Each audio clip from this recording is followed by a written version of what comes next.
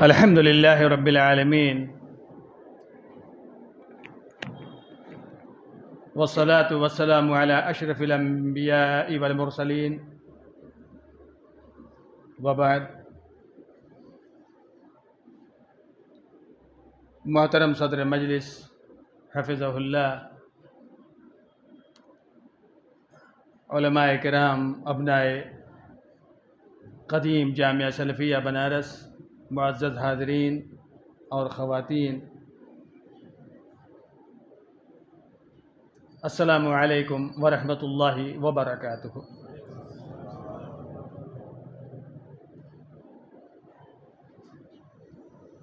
اللہ تبارک و تعالی نے قرآن کے اندر ارشاد فرمایا ہے، وَأَنزَلْنَا إِلَيْكَ الذِّكْرَ لِتُبَيِّنَ لِلنَّاسِ مَا نُزِّلَ إِلَيْهِمْ وَلَعَلَّهُمْ يَتَفَكَّرُونَ. علماء کرام کی محفل ہے. ایک سوال سے میں اپنی باتوں کا آغاز کرتا ہوں، اور وہ سوال یہ ہے کہ کیا دین کو سمجھنے کے لیے ہمیں حدیثوں کی ضرورت نہیں ہے؟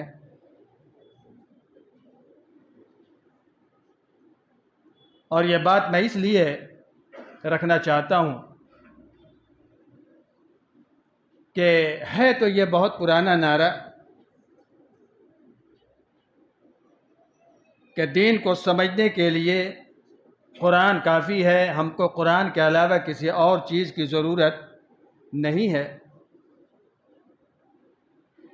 اور یہ سوال صرف ان لوگوں کی طرف سے نہیں آ رہا جو منکرین حدیث کہے جاتے ہیں، بلکہ ہمارے بعض سلجھے ہوئے لوگوں کے اندر بھی یہ باتیں اثر کر گئی ہیں، اور وہ باقاعدہ پوچھتے ہیں. تو میں آپ کو یہ بتلانا چاہتا ہوں کہ یہ نعرہ میرے بھائیوں بالکل کھوکھلا نعرہ ہے. اس نعرے میں کوئی جان نہیں ہے، اور حقیقت یہ ہے کہ جو لوگ یہ کہتے ہیں کہ ہمیں قرآن ہی کافی ہے، پورے دین کو ہم قرآن سے ہی سمجھ لیں گے، وہ خود اپنے نعرے میں کتنے بے بس ہیں اسی کو میں سمجھانے کی کوشش کروں گا. اللہ کے نبی صلی اللہ علیہ وسلم کا مقام اللہ تبارک و تعالی نے کیا رکھا ہے،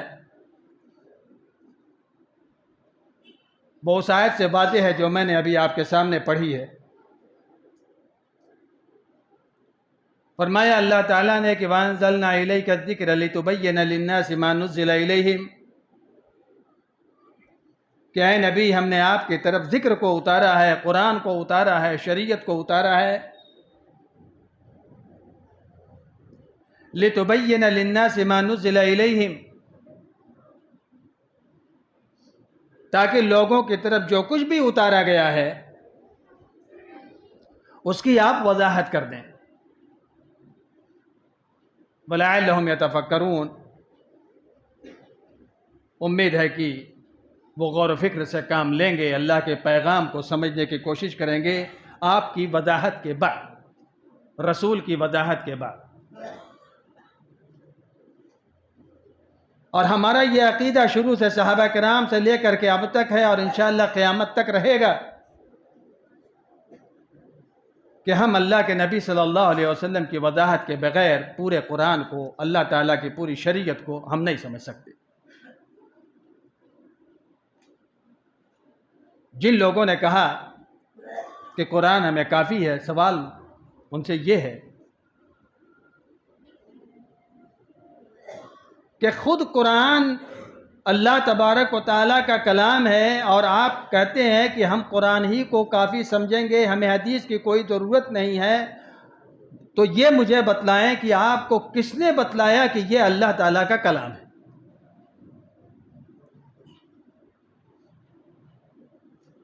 سب سے پہلے، سب سے مقدم ہم انسانوں کے لحاظ سے اگر دیکھا جائے، اللہ تبارک و تعالیٰ کی عظمت اپنی جگہ، اللہ تبارک و تعالیٰ کے کلام کی عظمت اپنی جگہ، لیکن ذرا سا غور کیجئے آپ کہ ہمیں کس نے بتلایا؟ کیا قرآن نے ہمیں بتلایا کہ یہ قرآن شریف ہے، یا ہمیں حدیث نے یہ بتلایا کہ یہ قرآن شریف ہے اور اللہ تبارک و تعالیٰ کا کلام ہے؟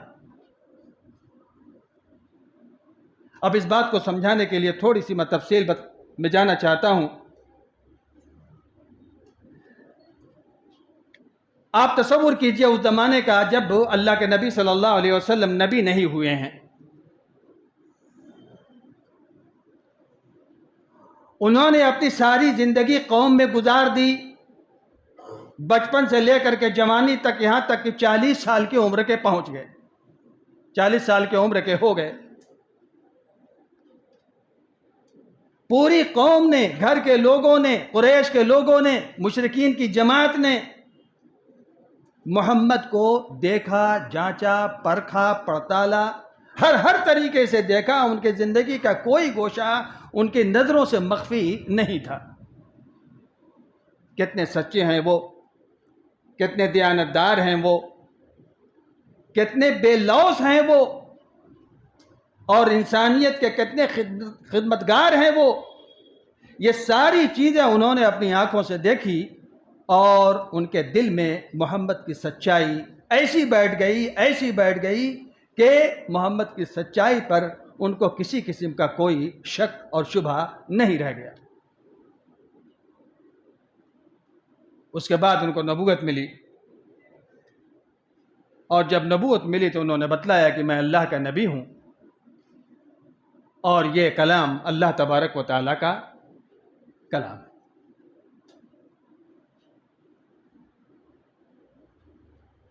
تو اب یہاں پر بات یہ ہے کہ کیا ہمارے پاس، اس وقت کے لوگوں کے تعلق سے میں کہہ رہا ہوں، کہ کیا ان کے پاس اللہ تبارک و تعالیٰ کی طرف سے وحی آتی تھی لوگوں کے پاس، عام لوگوں کے پاس، جس کے ذریعے سے وہ جان گئے ہوں کہ محمد نے جو دعویٰ کیا ہے وہ دعوے میں سچے ہیں، اور واقعی جو چیز وہ پیش کر رہے ہیں وہ اللہ کا کلام ہے؟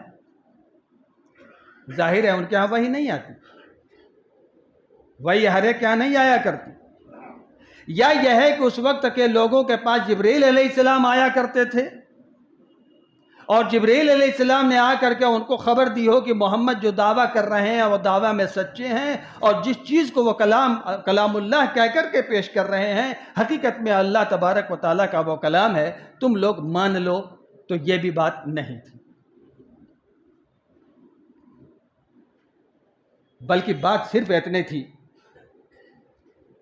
کہ وہ محمد جس کو ہم نے اچھی طریقے سے جانا ہے، پہچانا ہے، وہ سچا ہے، وہ سچا ہے، اور وہ جو دعویٰ کر رہا ہے وہ اپنے دعوے میں سچا ہے، اور اس کی سچائی پہ، اس کی زندگی سے متاثر ہو کر کے، ان کی سچائی کو قبول کر کے انہوں نے محمد صلی اللہ علیہ وسلم کو اللہ کا رسول بھی قبول کیا، اور انہوں نے جو باتیں بھی پیش کی تھیں ان تمام باتوں کو بھی رسول کی باتیں جانی۔ جس کلام کو کلام اللہ کہہ کر کے پیش کیا تھا اس کو ان لوگوں نے اللہ تبارک و تعالیٰ کا کلام جانا۔ تو آپ یہاں بتائیے کہ سب سے پہلے تو حدیث ہی آئی، اللہ کے نبی صلی اللہ علیہ وسلم کا یہ دعویٰ کہ میں اللہ کا نبی ہوں، مجھ پر اللہ تعالیٰ کا کلام اترتا ہے۔ تو لوگوں نے محمد کو مانا، محمد کی باتوں کو مانا، کس حیثیت سے مانا؟ کیا اس لیے کہ انہوں نے محمد صلی اللہ علیہ وسلم کو رسول مان لیا تھا، رسول سچا ہوتا ہے؟ یا یہ ہے کہ انہوں نے اس دعویٰ سے پہلے جو حیثیت اللہ کے نبی صلی اللہ علیہ وسلم کی تھی اس حیثیت میں انہوں نے ان کے دعویٰ کو تسلیم کیا ہے؟ ظاہر بات ہے محمد کو، اس دعوے کو انہوں نے محمد کا دعویٰ جان کر کے مانا تھا، اور جب اس دعوے کو انہوں نے قبول کر لیا تو انہوں نے محمد کو رسول بھی مانا، تب انہوں نے رسول مانا ہے۔ تو ہم تک جو خبر پہنچی کہ میں اللہ کا رسول ہوں، محمد صلی اللہ علیہ وسلم اللہ کے رسول ہیں اور یہ کلام اللہ تبارک و تعالیٰ کا کلام ہے، یہ ہمیں معلوم ہوا حدیث کے ذریعے سے۔ اللہ کے رسول کا کلام حدیث ہے، اللہ کے نبی صلی اللہ علیہ وسلم نے جو دعویٰ کیا تھا وہ حدیث ہے، وہ قرآن کا حصہ نہیں ہے۔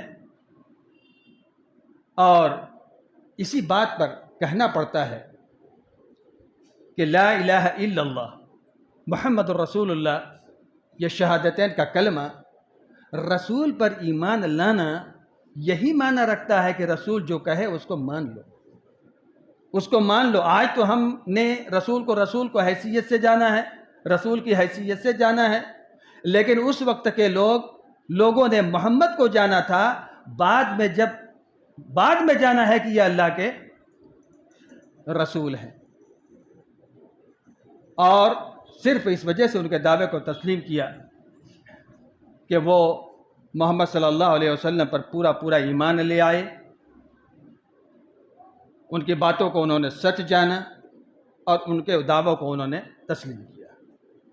تو یہ کہنا، جو یہ کہتے ہیں کہ قرآن دین سمجھنے کے لیے کافی ہے، وہ پہلے حدیث کو مانے تب نہ قرآن ان کے ہاتھوں میں آئے گا۔ جب اللہ کے رسول کے اس دعوے کو تسلیم کریں گے، اس حدیث کو تسلیم کریں گے کہ میں اللہ کا نبی ہوں، تب جا کر کے یہ قرآن ان کے لیے قرآن ہوگا۔ اس دعوے کو تسلیم کیے بغیر وہ قرآن نہیں ہو سکتا۔ ایک بات تو یہ تھی، اور دوسری بات یہ بھی ہے کہ اطاعت رسول صلی اللہ علیہ وسلم پر ایمان لانا اور ان کی اطاعت کرنا، یہ بھی ایک اہم مسئلہ ہے۔ اس کا مطلب کیا ہے؟ اس کا مطلب یہ ہے کہ اللہ کے نبی صلی اللہ علیہ وسلم کے حکم کے بالمقابل کوئی بھی حکم آئے گا ہم اس کو نہیں مانیں گے، وہ اطاعت رسول کے خلاف ہوگا۔ یہ بات اس لیے میں کہہ رہا ہوں کہ ہم پہ اکثر یہ بات، ہم کو اس بات طنز کا نشانہ بنایا جاتا ہے کہ یہ اماموں کو نہیں مانتے ہیں، اماموں کے باتوں کو نہیں مانتے ہیں اور گمراہ ہیں یہ لوگ۔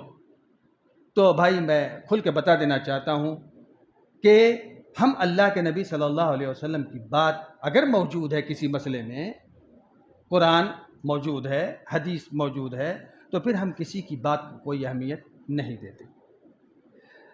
اب دیکھیے، میں کچھ باتیں آپ کے سامنے رکھوں اپنی بات کو سمجھانے کے لیے۔ اللہ تبارک و تعالیٰ نے قرآن کے اندر ارشاد فرمایا ہے کہ یا ایھا الناس اتقوا ربکم الذی خلقکم من نفس واحدہ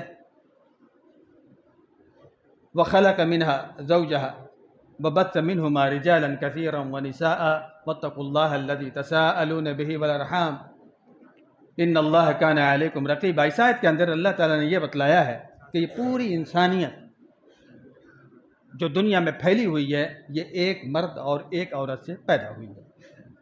علماء کرام نے لکھا کہ صورتحال یہ تھی کہ اللہ تبارک و تعالیٰ اپنی قدرت سے آدم علیہ السلام اور حوا علیہ السلام کے یہاں ایک بچہ اور ایک بچی پیدا فرماتا تھا۔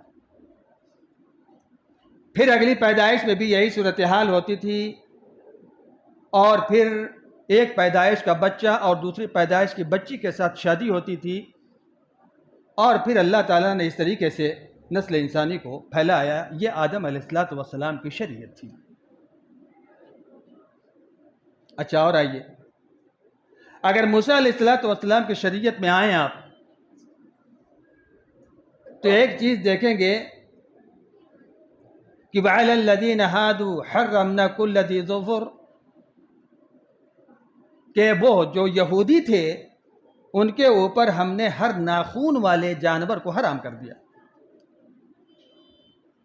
ان کے لیے جانوروں کی چربی بھی ہم نے حرام کر دی۔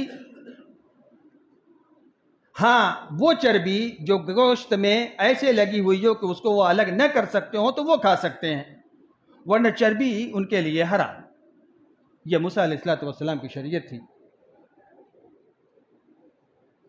اور آئیے، عیسیٰ علیہ السلام کے بارے میں تو یہ بڑا مشہور ہے کہ ان کی تعلیم یہ تھی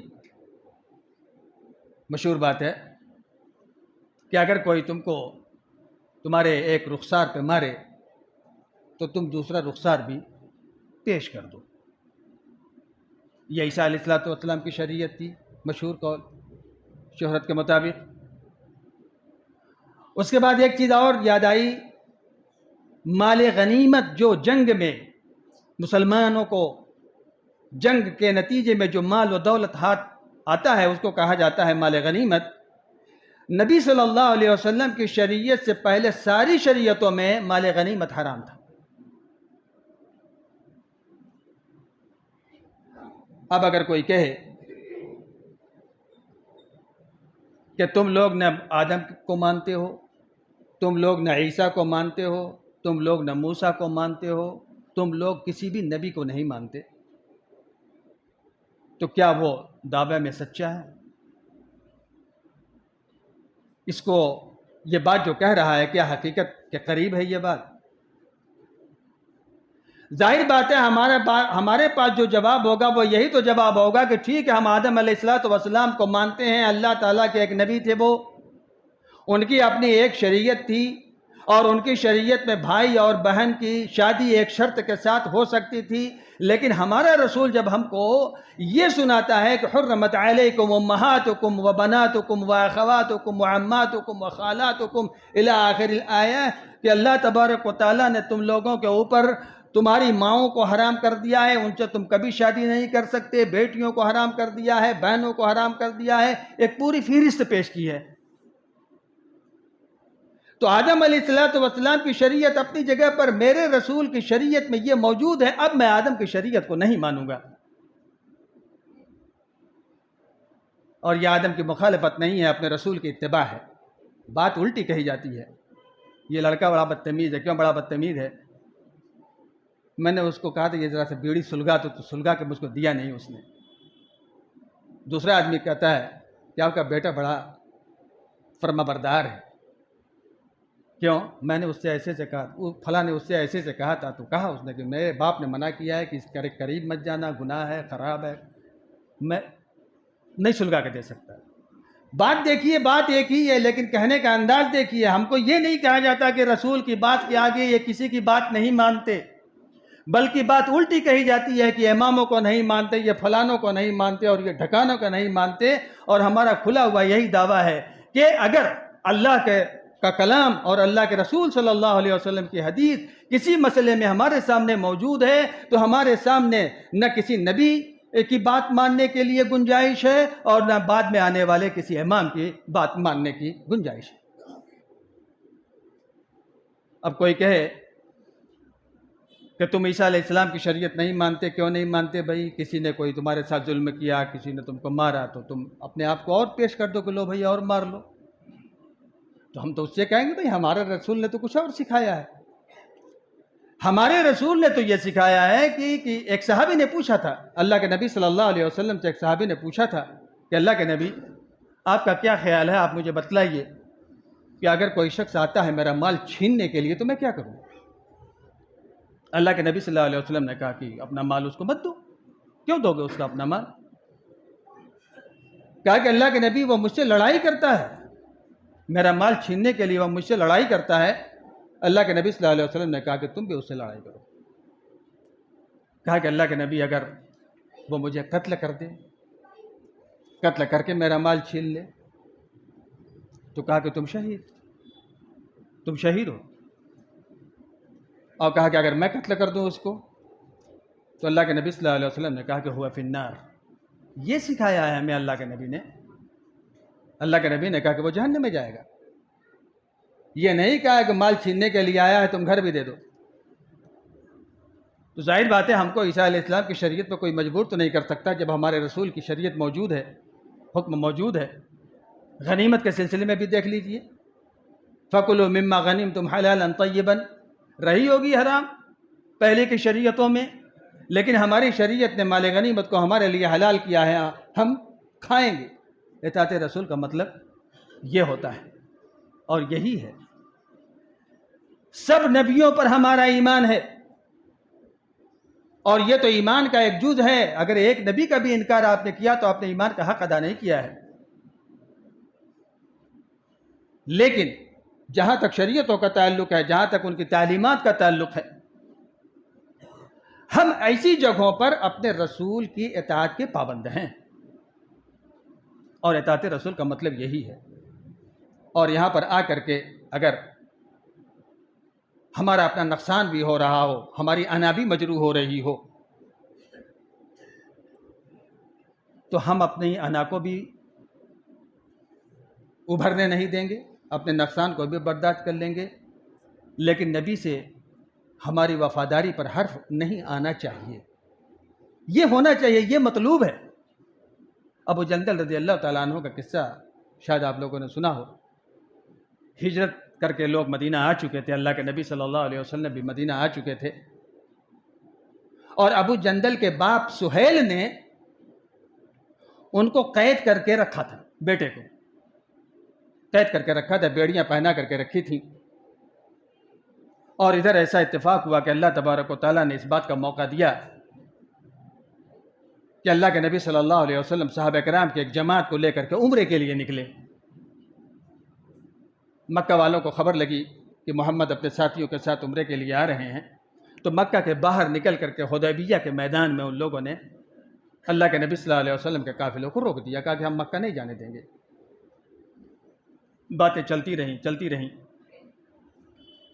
مکہ کے اندر کئی صحابی قید تھے، اپنے اپنے گھر والوں کے قید میں تھے، اور یہی ابو جندل کے باپ سہیل یہ گفتگو کرنے کے لیے آیا تھا۔ دو آدمی، دو قریشی اس کے پہلے اللہ کے نبی سے آئے تھے گفتگو کرنے کے لیے کہ بیچ کا کوئی راستہ نکل آئے۔ مکہ والے یہ چاہتے تھے کہ یہ مکہ کے اندر داخل نہ ہونے پائیں، اور مسلمانوں کی خواہش یہ تھی کہ ہم کسی بھی طریقے سے عمرہ کر کے ہی واپس جائیں۔ مگر قریش کی طرف سے آدمی آیا، بات نہیں بنی، دوسرا آدمی آیا، نہیں بنی، تیسرے نمبر پر یہ سہیل آیا تھا ابو جندل کے قبا۔ آ کر کے صلح ہو گئی، اور اس میں یہ طے ہوا کہ آپ لوگ اس سال واپس جائیے، اگلے سال آپ لوگ عمرہ کرنے کے لیے آئیں گے، اور ہماری طرف سے اگر کوئی بھی مسلمان جو ہماری قید میں بھاگ کر کے آپ کی طرف جاتا ہے تو آپ کو اسے واپس کرنا ہوگا، اور آپ کی طرف سے اگر ہماری طرف کوئی آدمی آتا ہے تو ہم اس کو واپس نہیں کریں گے۔ مان لیا اللہ کے نبی صلی اللہ علیہ وسلم نے، اس کو بھی مان لیا۔ اسی موقع پر، اسی بیچ میں ابو جندل کو خبر لگی کہ اللہ کے نبی صلی اللہ علیہ وسلم اور مسلمانوں کا قافلہ وہاں پر موجود ہے حدیبیہ کے اندر، تو کسی طریقے سے وہ قید سے آزاد نکل گئے اس گھر سے جس کے اندر وہ بند کیے گئے تھے۔ پیر میں بیڑیاں پڑی ہوئی ہیں، پیروں میں بیڑیاں پڑی ہوئی ہیں، اور حدیبیہ مکہ سے کافی دوری پر واقع ہے، چل نہیں سکتے جلدی جلدی، اچھل کے دونوں پاؤں سے اچھل کر کے وہ حدیبیہ کے مقام پر پہنچے اور اپنے آپ کو صحابہ کرام کی طرف گرا دیا۔ صلح کی بات چیت چل رہی تھی، سہیل کی نظر پڑ گئی بیٹے پر، ابو جندل پر، کہا کہ محمد سب سے پہلے تو آپ اس کو واپس کیجیے۔ یہی طے ہوا ہے نا کہ ہماری طرف سے کوئی آدمی جائے گا تو آپ واپس کریں گے۔ اللہ کے نبی صلی اللہ علیہ وسلم نے کہا کہ ارے ابھی لکھا نہیں گیا، ابھی تو بات چل رہی ہے، ابھی معاہدہ لکھا نہیں گیا، دستخط نہیں ہوئے، ہم رہنے دو اس کو۔ کہا کہ محمد اگر ایسی بات ہے تو کوئی بات نہیں ہوگی صلح کی۔ کہا کہ اچھا چلو مت واپس کرو، یہ میری وجہ سے واپس کر دو، میں بھی کوئی ویسی ذات تو نہیں ہوں، ایک میری شخصیت ہے، میں کیسا رہا ہوں، تم میں کس گھر کا ہوں، کس خاندان کا ہوں۔ کہا کہ نہیں، میں تمہاری وجہ سے بھی معاف نہیں کروں گا، میں اس کو لے جاؤں گا۔ اس وقت اللہ کے نبی صلی اللہ علیہ وسلم نے ابو جندل، صحابہ کرام کو کتنی تکلیف ہوئی ہوگی، خود ابو جندل کو کتنی تکلیف ہوئی ہوگی، آپ اس کا احساس کر سکتے ہیں، اس کے لیے الفاظ نہیں ہے۔ کیا کیا امیدیں لے کر کے وہ آئے ہوں گے کہ اللہ کے نبی مجھے بچائیں گے، صحابہ کرام مجھے بچائیں گے، مسلمانوں کی جماعت میں مجھے پناہ مل جائے گی۔ اللہ کے نبی صلی اللہ علیہ وسلم نے ان کو صبر کی تلقین کی اور ابو جندل کے حوالے کر دیا۔ ہم ہوتے، آپ ہوتے تو کیا کرتے؟ میں اطاعت رسول کی طرف اشارہ کرنا چاہتا ہوں کہ جس نے رسول کے ساتھ پیمان وفا باندھا، کیسے نبھایا ہے، کیسے وہ اچھل کر کے، کود کر کے، کیسے وہ وہاں پر پہنچے تھے، اور کیا کیا امیدیں لے کر کے پہنچے تھے۔ لیکن اس کے باوجود جب اللہ کے نبی صلی اللہ علیہ وسلم نے حکم دے دیا کہ صبر سے کام لو، اسی میں ہمارے لیے خیر ہے، انہوں نے کچھ نہیں کہا، ورنہ سیدھے سادے تو کہہ سکتے تھے کہ محمد کیا ہم امیدیں لے کر کے آئے تھے؟ نہیں ضرورت ہے ہمیں ایسے دین کی، نہیں ضرورت ہے ہمیں ایسے مذہب کی جس میں ہماری جان کو خطرہ، ہماری جان بھی نہ بچائی جا سکتی ہو، ہماری مدد بھی نہ کی جا سکتی ہو۔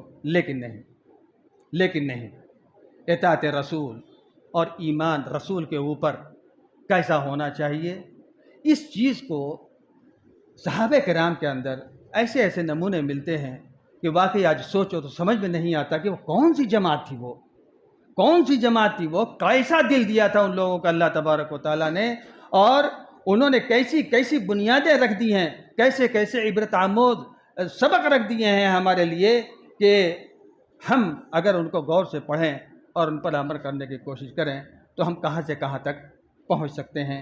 اللہ تبارک و تعالیٰ سے یہی دعا ہے کہ اللہ تعالیٰ ہمارے ایمان میں وہ مضبوطی پیدا کرے کہ جہاں ہماری انا کی بات آ جائے اور دین کی بات آ جائے، دین غالب رہے۔